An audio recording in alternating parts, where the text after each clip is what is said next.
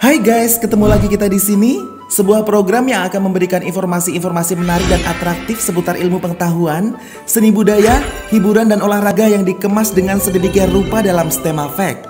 Guys, pernah gak sih terpikirkan untuk kita traveling keluar angkasa?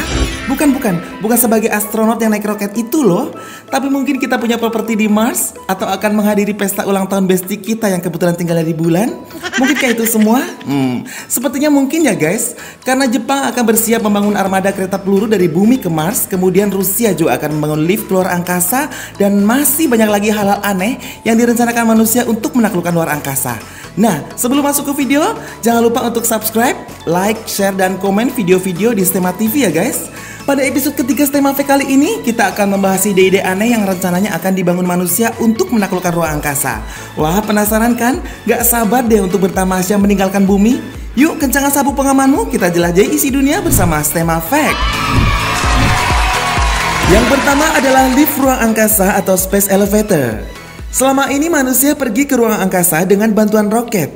Karena memang belum ada teknologi lain yang bisa menggantikan pendorong pesawat luar angkasa itu untuk menembus lapisan atmosfer. Namun roket tidak ramah lingkungan karena kekuatannya bisa merusak lapisan ozon di atmosfer kita. Selain itu biayanya juga sangat besar dalam sekali penerbangan. Lalu timbullah sebuah pemikiran untuk membangun sebuah lift raksasa yang menghubungkan permukaan bumi dengan ruang angkasa. Gagasan ini pertama kali diusulkan oleh ilmuwan Rusia yaitu Konstantin Tsiolkovsky pada tahun 1895. 4 kabel akan dihubungkan ke sistem lift tunggal. Setiap kabel akan dihubungkan ke wahana elektromagnetik yang mengarah ke platform yang berada di ruang angkasa atau atmosfer bagian atas. Lift akan berjalan dengan kecepatan ribuan kilometer per jam. Ujung kabel atas akan terhubung ke benda besar di ruang angkasa seperti sebuah stasiun ruang angkasa atau bahkan asteroid. Bagian bawah kabel akan dihubungkan ke menara setinggi 48 km di atas tanah. Sebagian besar desain menunjukkan bahwa menara tanah akan dibangun di sepanjang garis khatulistiwa karena daerah di luar wilayah itu rentan terhadap badai dan tornado. NASA percaya bahwa lift akan menggantikan atau mengurangi ketergantungan kita pada roket suatu hari nanti. Berikutnya adalah cincin orbital. Cincin orbital terkait erat dengan lift ruang angkasa. Namun ini tidak seperti lift. Ini adalah cincin besar yang mengelilingi bumi. Beberapa titik di sepanjang cincin akan terhubung ke stasiun di bumi. Lift akan dipasang di stasiun bumi untuk memungkinkan kita melakukan perjalanan ke luar angkasa. Cincin orbital pertama kali disarankan oleh Nikola Tesla pada tahun 1870-an. Namun Paul Bridge dikreditkan sebagai penemu setelah ia mengusulkan cincin orbital modern pada tahun 1982. Bridge menyarankan untuk membuat cincin orbital di ruang angkasa dengan mineral yang disadap dari luar angkasa. Namun ide itu kerap mengalami salah kutip dan disalahpahami. Satu rumor yang tak berujung adalah bahwa ia mengklaim cincin itu akan menelan biaya sekitar 31 triliun US dollar. Sementara cincin orbital di sekitar bumi tetap menjadi mimpi, ada saran untuk memasangnya di sekitar bulan dan planet lain. Wah, bisa dibayangkan gak sih kalian guys? Kalau cincin orbital itu terpasang mengelilingi bumi, bakal menutupi langit di beberapa wilayah. Sehingga akan terjadi fenomena malam hari pada saat siang hari di daerah-daerah tertentu. Dan karena bangunan ini mengelilingi bumi di sepanjang khatulistiwa dan juga dari ujung kutub utara ke selatan, maka sudah pasti cuaca akan terganggu. Mungkin tidak akan teratur lagi pergantian musim di dunia.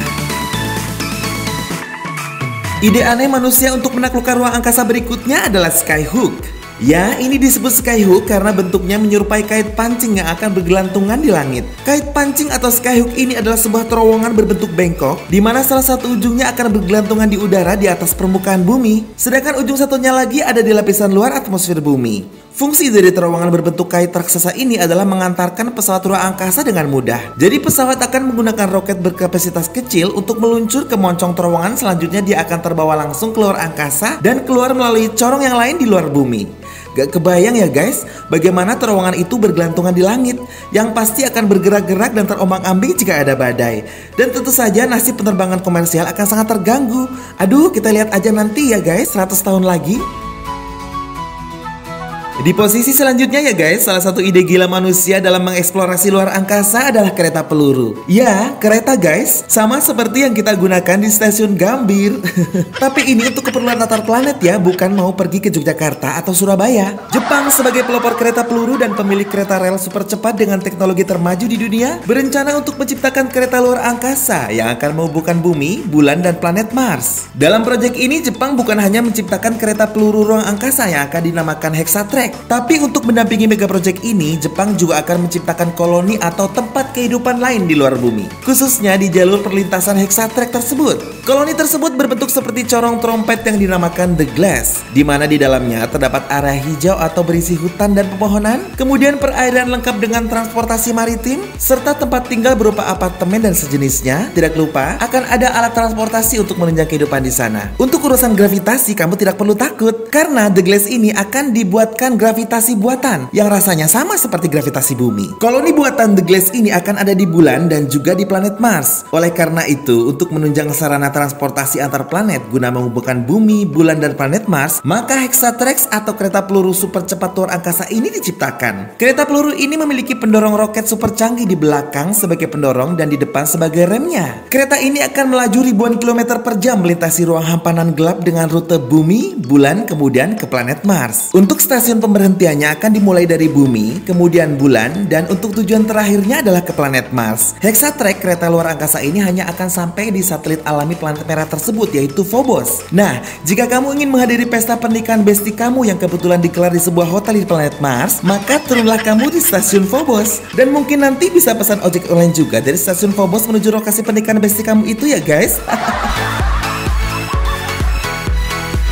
Guys, yang satu ini sih seperti mengadopsi program pemerintah di zaman Orde Baru ya. Bedanya, kalau program pemerintah Indonesia kala itu adalah memindahkan sebagian penduduk dari Pulau Jawa nan padat ke provinsi lain di luar Pulau Jawa yang masih berpenduduk sedikit agar populasi penduduk bisa dikendalikan. Itu namanya transmigrasi ya guys. Tapi untuk misi Mars One ini adalah sebuah perusahaan yang akan membentuk koloni di Mars, di mana mereka akan membentuk pemukiman di Mars dan mereka merekrut penduduk bumi dengan kualifikasi tertentu dengan uang saku yang sangat besar. Namun ada hal penting yang harus kamu perhatikan jika kamu memutuskan ingin jadi sukarelawan untuk menjadi penduduk pertama di Mars ya. Syarat utamanya adalah kamu tidak akan bisa kembali lagi ke bumi. Nah, bagaimana? Masih ingin menjadi sukarelawan ke Mars? Selain itu, ternyata perusahaan yang membentuk misi Mars One ini telah bangkrut pada tahun 2019 akibat tidak mendapatkan sponsor dan dukungan. Karena proyek Mars One ini membutuhkan dana sebesar 6 juta US dollar.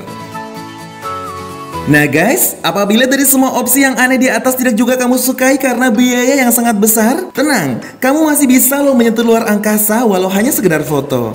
Ya, ada juga loh pengiriman paket ke bulan. Ya, ini serius loh guys. Kamu tidak usah berpikir kalau di sana ada makhluk luar angkasa yang belanja online. Tapi minimal kamu bisa mengirimkan foto kamu di dalam paket untuk diletakkan di bulan yang indah itu. Tapi di sini cuma ada satu ekspedisi pengiriman ya guys. Mereka akan membawa paket yang kamu kirim berupa foto atau benda-benda favorit kamu lainnya agar bisa disemayamkan di bulan dengan menggunakan pesawat luar angkasa. Mohon maaf, voucher gratis ongkir kamu gak bisa dipakai di sini guys. Jadi kamu wajib membayar sebesar 1.200.000 US dollar untuk 1 kilogram paket. Gimana? Berminat untuk mengirimkan paket keluar angkasa? Itu dia tadi guys beberapa ide aneh manusia untuk menaklukkan luar angkasa ya. Gimana? Masih punya angan-angan untuk memiliki apartemen di Mars? Atau mau healing dengan menaiki kereta peluru antar planet? Atau mungkin mau mengirimkan kado Valentine ke bestie kamu yang tinggal di bulan? Silahkan tulis di komentar ya guys. Kalau saya sih mau naik ini aja, biar mirip Harry Potter.